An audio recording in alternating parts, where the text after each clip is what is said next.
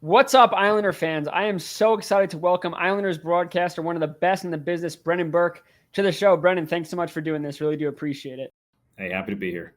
So I want to start at the beginning. So when did you first realize that you wanted to pursue a career in broadcasting?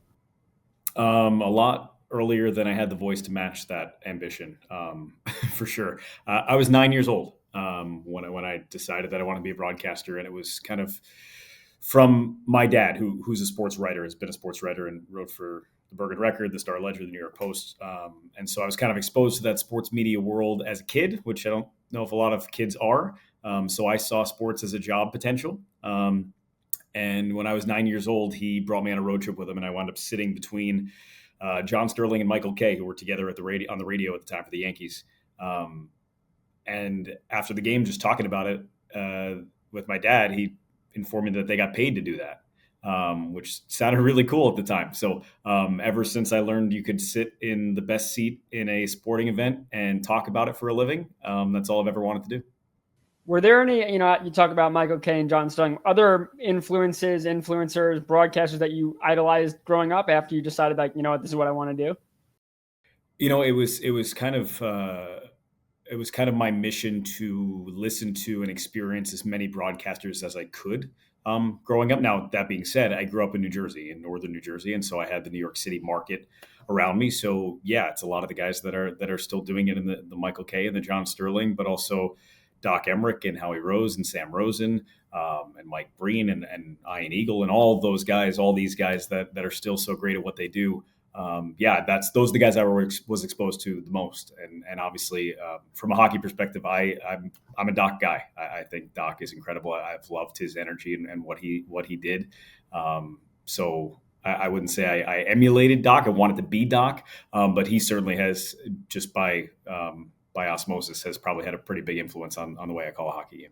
And is there anybody who, a message that someone told you early on that it's kind of stuck with you for every spot you've been at so far in terms of just broadcasting success and overcoming whatever failures come your way? I go back to a really simple piece of advice that I got the day of my very first Islanders broadcast, preseason broadcast. The first time I ever called an Islander game. It was probably an hour and a half before I went on the air. My phone rang, and it was Howie Rose. And he told me a lot of things before I went on, and he was very, very great to me. But one thing he said is, he said, "This is your job. You're not filling in for me. Don't go in there and act like you're filling in for me. This is yours." And that kind of shifted my mindset slightly. It's not like I was planning to be his replacement. Like I didn't want to put it that way. But when he said that to me, I was like, you know what? He's right. I think that the idea behind being a new broadcaster is it's only new to me. The fans just want to watch Islander games and they want to enjoy it. That's it. They don't care who's calling it. They just want to enjoy the game. I'm not the story. I'm just the guy trying to tell you the story. And so my mindset of, you know what? I'm going to go in there like I've been in the NHL for 20 years and like I've been the Islanders guy for 10 years and just kind of do my thing. And so that little piece of advice was great for me at that time. And I think it goes for everything. It's just, if I'm popping in and doing a Yankee game and actually filling in, don't act like you're filling it, even if you are. Because again, you want people to take you seriously and to appreciate what you have to say and not question whether or not you're right while you're saying it, because you have to be able to be that confident in what you talk about. So I've kind of taken that advice from Howie and kind of I've taken that to heart and used that over the last 10 years. Before we get to your start with the Islanders, you've called hockey at multiple levels. How important do you think it was for you to start in minor league hockey? I know you went to college in Ithaca, right? So how important do you think that was just for your development? Huge. I mean, I think that if you had asked 26-year-old Brendan Burke if he was ready to call games in the NHL, I would have said absolutely. And could I have done it? Yeah, I could have done it. But was I way better and more prepared at 32 when I got the NHL job to have success and to be ready for that? Yeah, I mean, I called 1,000 games plus. I mean, I did 10 full seasons of minor league hockey before I got to the NHL. And everybody's like, oh, you were 32 and got to the NHL, such a rapid ride. It didn't feel rapid spending 10 years riding buses around minor league towns, and 2 in the ECHL and 8 more in the American Hockey League. But yeah, I mean, broadcasting is like anything. It's the Malcolm Gladwell 10,000 hours.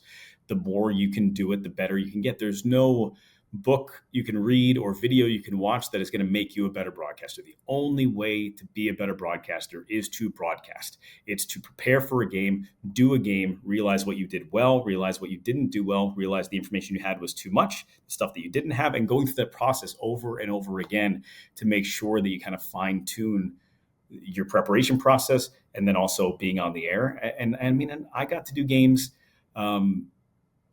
to friends and family, right? I mean, let's be honest, there were not thousands and thousands of people listening to my radio broadcast in Wheeling, West Virginia.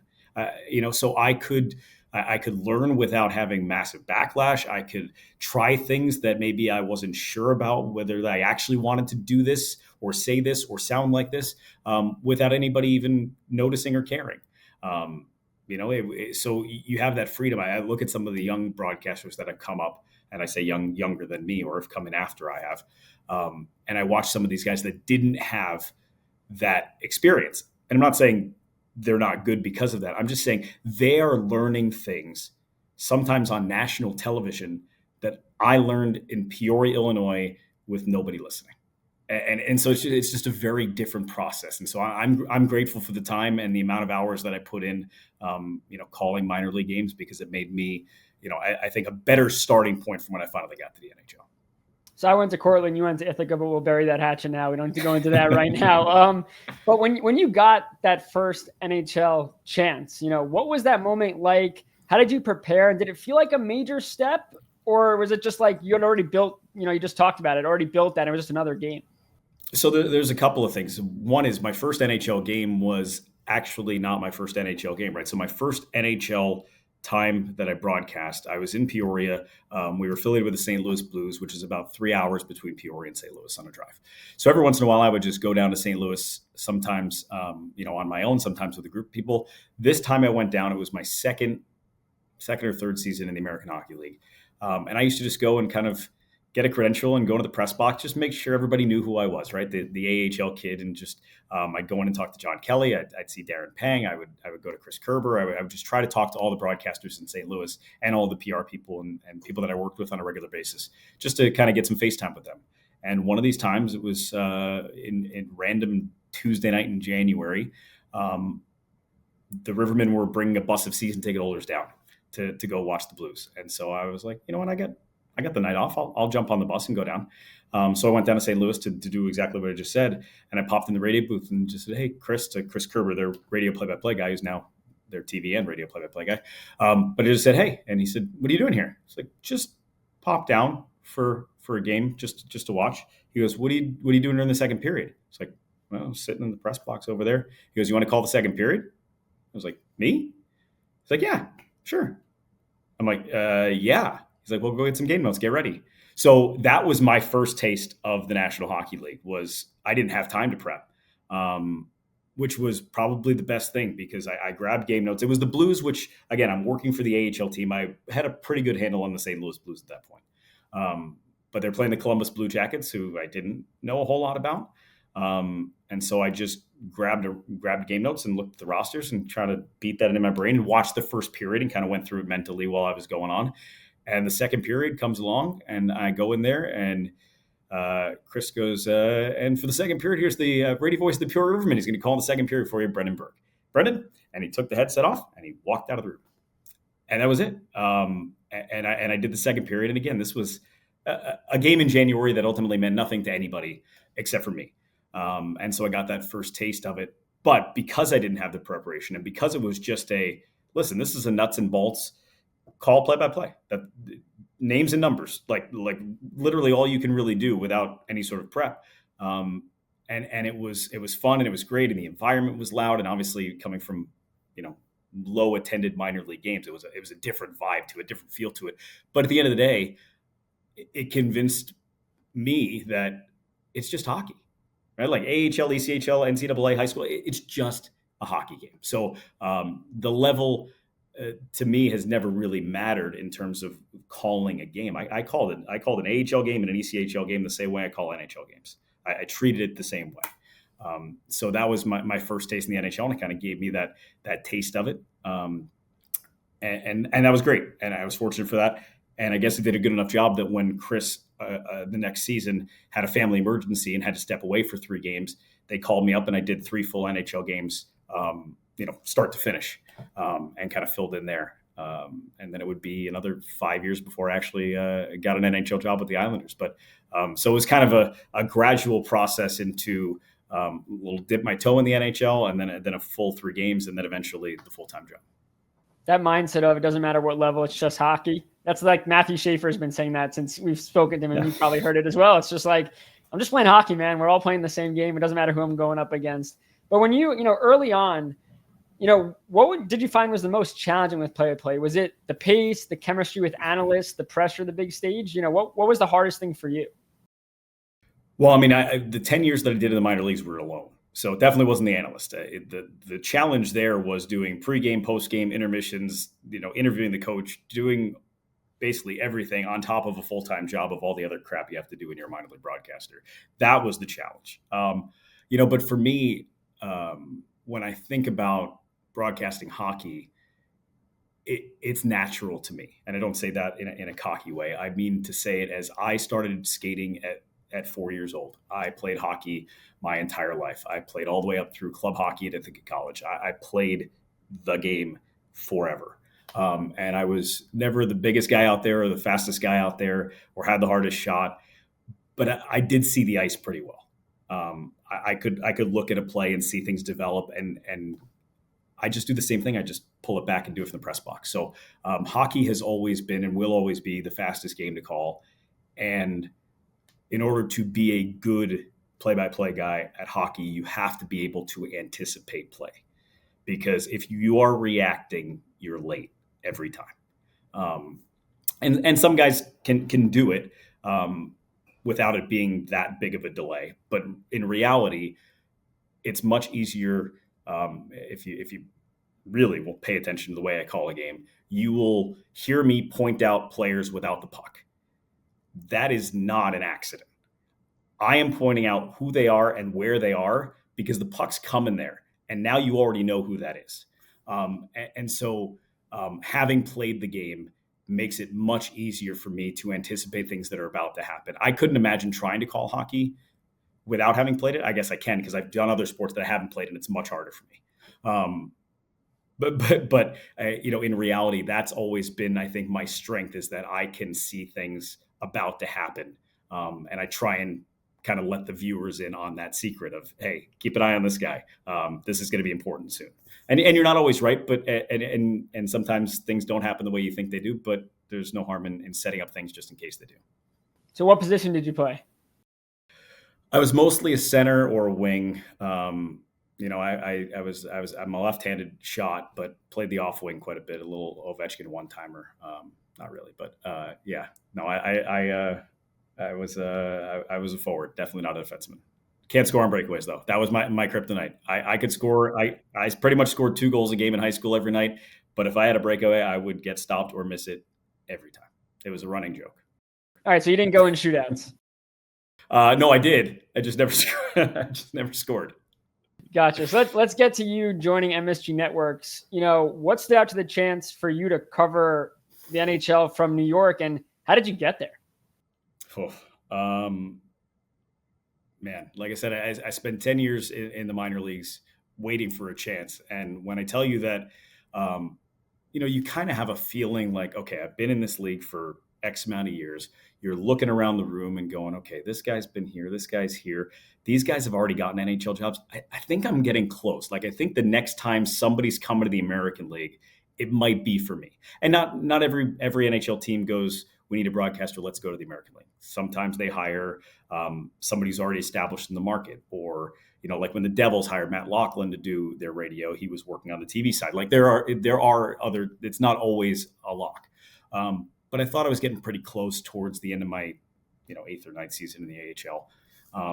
And the funny thing is I remember, I'm like, man, I got to be close. Florida Panthers radio job opens, and I'm like, ooh, this could be good. It's a small market team. This is 2000 and what would it be?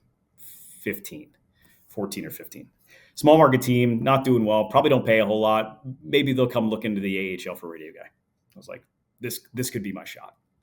And they hired Doug Plagans, who was the voice of the Lake Erie Monsters in the AHL. Great guy, great broadcaster, still there. He's won a couple Stanley Cups. Good for him. But I didn't even get an interview. And I'm going, maybe I'm not as close as I thought I was. So fast forward exactly 1 year later, I get the Islanders job.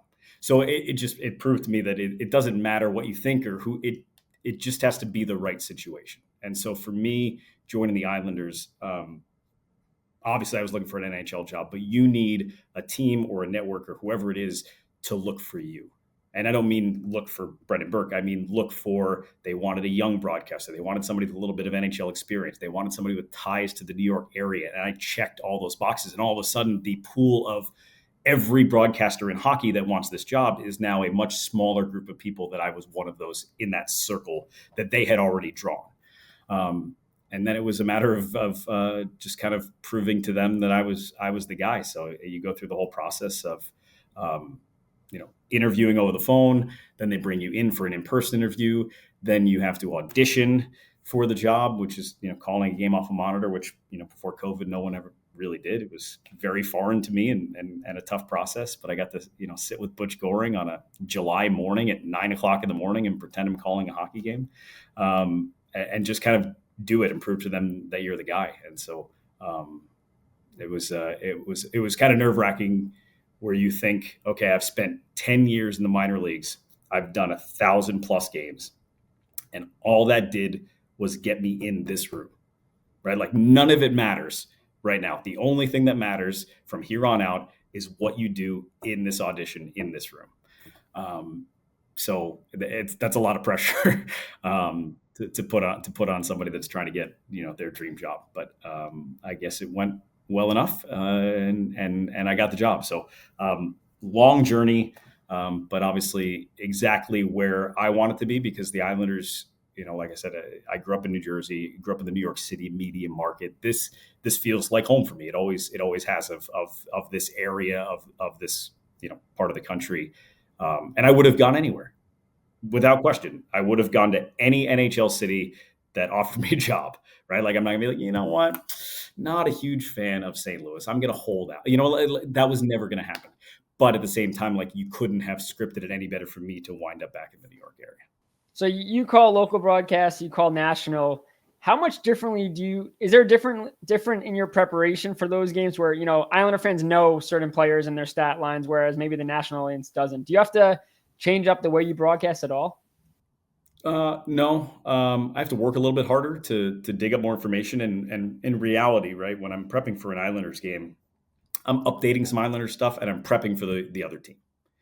For a national broadcast, I'm just prepping for both teams, right? Start from scratch, right? Like today, I'm in a hotel in Tampa. I've got the Lightning and Dallas Stars tomorrow night on TNT, and so my whole day has been on those two teams. But for an Islander broadcast, yes, I've got read all the articles, get all the notes, make sure everything's up to date, all that kind of stuff. And then, but a good chunk of my time is spent on the team that they're playing against. Where when I do the national games, it's two teams that I have to put that much work into to be ready for the broadcast. But at the same time, for an Islanders game, it is more detail. When it comes to what we're talking about, more nuance to the storylines, where when I'm doing a national broadcast, we don't get that deep. Sometimes we do. Sometimes the analysts, they get good stuff from the coaching staff, or sometimes when I work with two analysts, they're talking to each other and they kind of go deeper in the weeds. But for the most part, when it comes to a play-by-play guy's responsibility for a national broadcast, it's very much just treat your audience like they have no idea who these players are, because the majority of your audience has no idea who these players are. So you can't really get too far into it. Obviously, you want to come up with some good stories, maybe something that people have never heard before, for the fans that are fans of those teams. But your general audience is more of a generic hockey audience, and you have to adjust accordingly. Right. So when how cool is it for you? You're doing the Islanders and then national broadcast come calling. Just let me know like how you got involved with TNT. I know it was NBC, I think Sports First. They just came calling and you're like, yeah, why not? Let me add it to my plate. Yeah, you know what? It was my first season in the NHL, which is wild, right? Like I went from, like I said, 1 year before not getting an interview for a Florida Panthers radio job to getting the Islanders job to by the end of my first season calling playoff games on NBC. So wild, right? But it was one of those where did I have a unspoken goal to get playoff games at some point in my career? Of course, I would imagine every broadcaster has those goals. Was it something that I was like, we need to find me playoff games? Like, no. But at the same time, I was watching games throughout the season, and I saw NBC had used a couple of guys that were just kind of filling in like a one game thing that NBC didn't have. They had Doc on staff, they had Dave Strader on staff, but for the most part, it was just some random NHL guys based on schedules would pop in, and I called my agent and said, "Can you just just call them and just make sure they know my name? Like, why not?" And this was like late in the year. It's probably March. And my agent made the call, and the response was just kind of, "We know who he is." Like, that's a good. We're well aware. And part of that too is being in New York, right? The people that were at NBC worked in Stamford, Connecticut. A lot of them lived in New York or New Jersey. You didn't have to special package to watch my games. I was just on MSG. So I was like, okay, well, they know who I am. They have my number if they need me. And then playoffs rolled around. Islanders were out of it, and they asked me if I would do some first round games, and I obviously said, yeah, absolutely. And I went and did the whole first round. Did the Sharks and Oilers round one that year, 2017. And it was great. And I got 6 games, and I remember thinking, I hope it ended in 6, because if it went 7 games, somebody with a bigger name was going to come knock me out of this chair for game 7, which rightfully so, they should have, right? If you've got Doc or Dave Strader or Gord Miller or one of these guys available, yeah, I'm getting bumped, especially at that time, right? So I was like, if it ends in 6, I get to call the clincher. If it goes to a game 7, I'm going home. But yeah, I got to do the whole first round, and I went home, flew all the way home from San Jose, and I get home for one day. I go to bed. I wake up the next morning. I have an email that says, "Hey, do you want to come back out and do the second round in Anaheim?" I was like, "Yep, I do." Back on the plane. But it was Sam Flood, who is a wonderful man and has been great to me, told me, "We don't need you to do these games. You did so well. We want you to do a couple of more games." And so that kind of gave me the confidence that I'm like, hey, I can do this on a national level. And so I kind of slowly but surely added more NBC games to my plate. And then when the switch happened to TNT 4+ years ago, I was fortunate enough that they wanted to bring me on, as one of their full-time guys. I mean, you must have been on cloud 9, but listen, hard work pays off. A couple more here. Again, appreciate the time. I know you have game preparation to do. When you're calling or getting ready for a big game, whether it's a milestone or whatever it is, are you someone that tries to plan what the call is going to be, or is it more for you just live in the moment? You mean like Friday when Alex Ovechkin's sitting at 899 goals? Yes. A combination of the two, to be honest, right? It's you don't want to script something out and say the thing that you thought of in a hotel room and, oh, that's clever, right? Like, those never turn out well. At the same time, though, it would be negligible not to put some thought into it before the moment happens.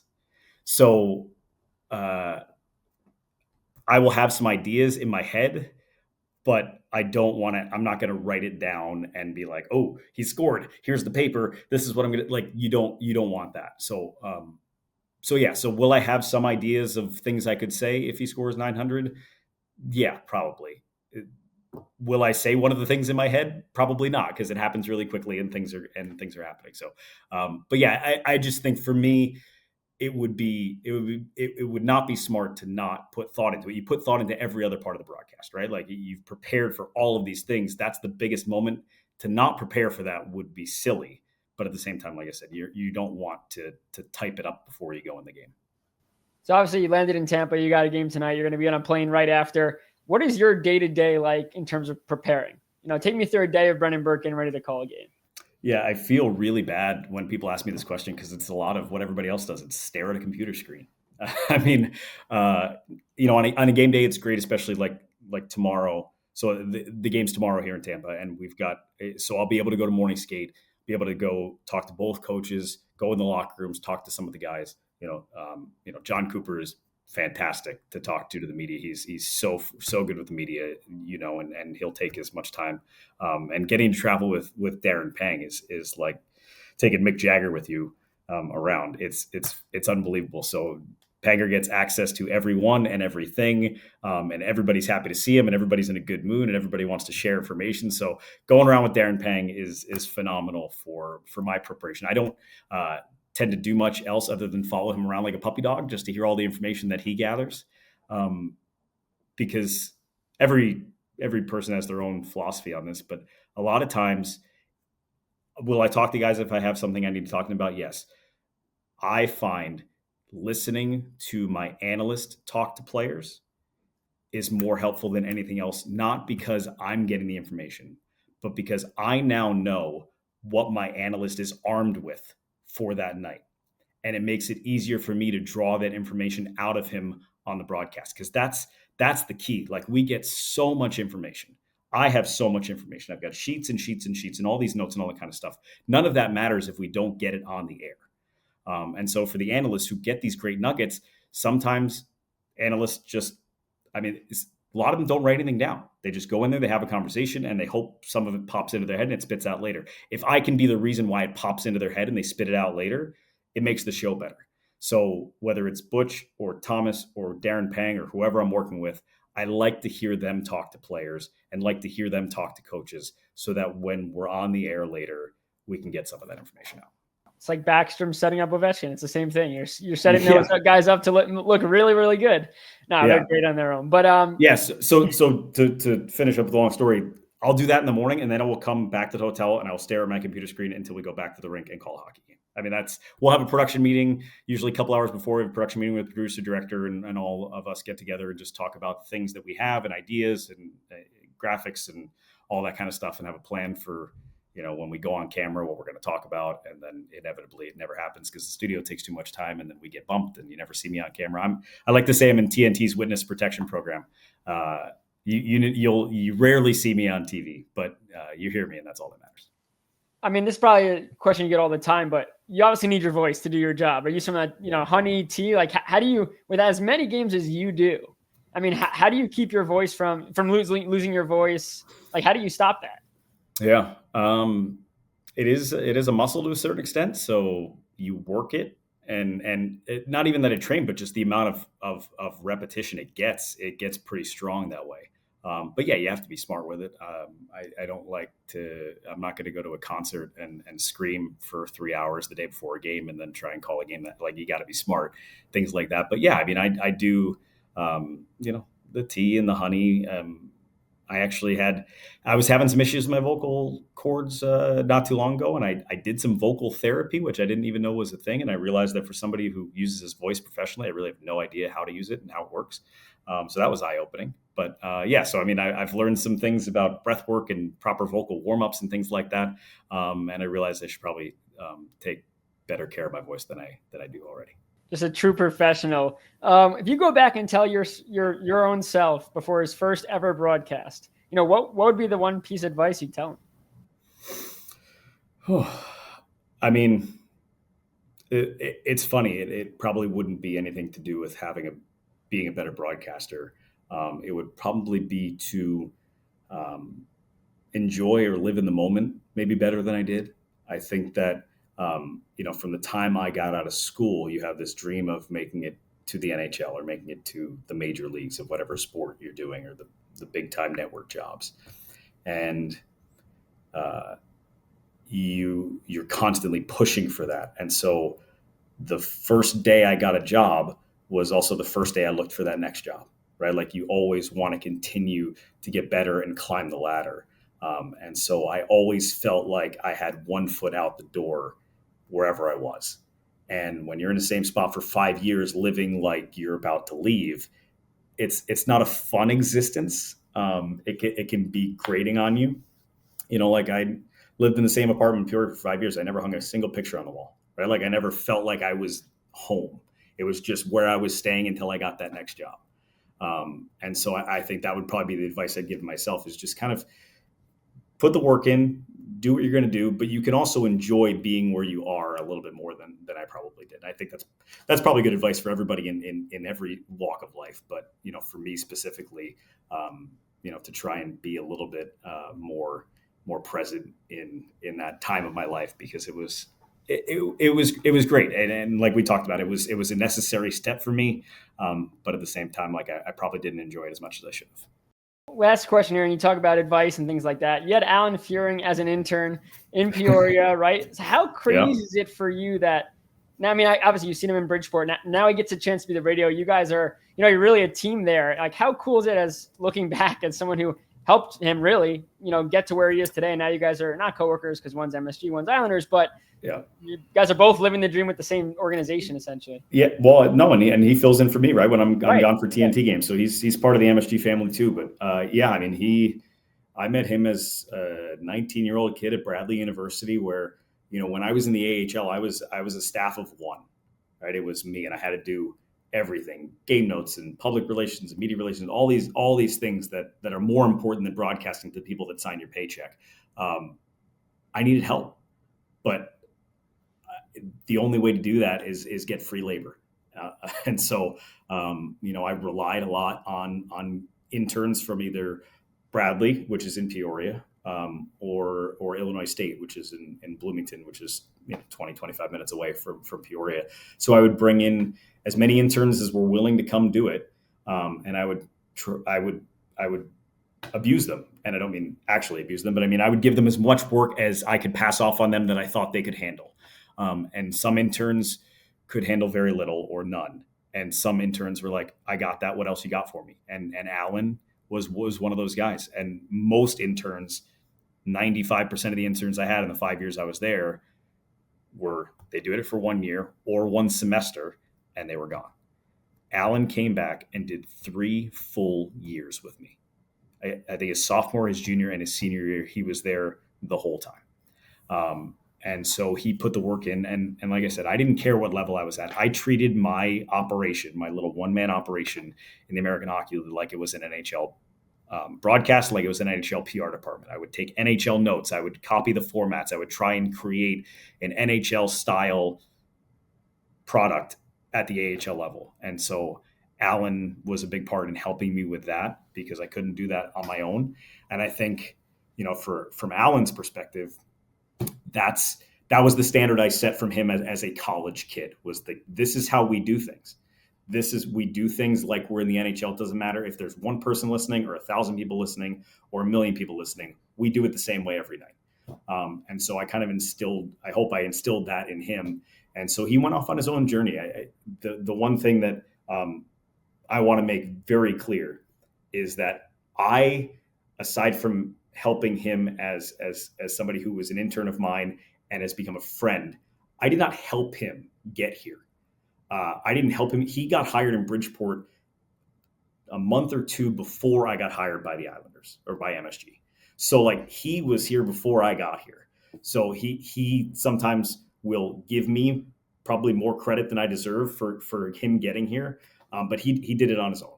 He really did. And I'm really happy to see, the kid that I met become, the man in the broadcast today. It's just so cool. We met in 2009, I think. Like that's a long time. And we're both very different people now than we were back then. I was 24 when I got the job in Peoria. So I wasn't that much older than the college kids that I was working with. But yeah, I couldn't be happier for him. Well, Brendan, thank you so much for taking the time to join me today. Really appreciate it. And good luck on the call tomorrow. Hey, thank you. Happy to do it.